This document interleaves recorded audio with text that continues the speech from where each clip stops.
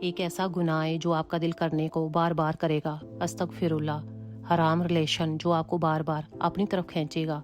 شیطان آپ کے دل میں بار بار یہ وسوسہ ڈالے گا کہ آپ کو فلانا محرم عورت بہت اچھی لگی ہے، آپ کو فلانا محرم مرد پسند آیا، آپ اس سے پوری رات بات کرو، آپ اس سے پورا دن بات کر لو۔ لیکن اصل میں وہ شیطان آپ کی بربادی چاہتا ہے۔ یہ بربادی ہی تو ہوتی ہے۔ انسان اس حرام ریلیشن میں سب کچھ بھول جاتا ہے، دنیا کے کام، اپنوں کو ٹائم نہ دینا، اپنوں سے دوری اختیار کرنا، اپنا قیمتی وقت ضائع کرتے رہنا، اللہ کو ناراض کرنا، نماز چھوڑنا، یہ سب انسان کے لیے تباہی ہے۔ اور بعض دفعہ انسان نہیں چاہتا کہ میں ایسا حرام ریلیشن میں پڑوں، لیکن شیطان اس کو بار بار مجبور کرتا ہے، کیونکہ یہ ایک امتحان ہے۔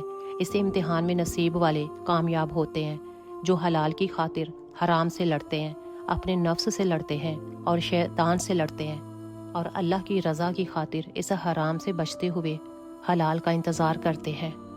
اور بہت ہی خوش نصیب ہے وہ انسان جو رات کو یہ سوچ کر اس امید سے جلدی سو جاتا ہے کہ مجھے صبح فجر کی نماز بھی پڑھنی ہے۔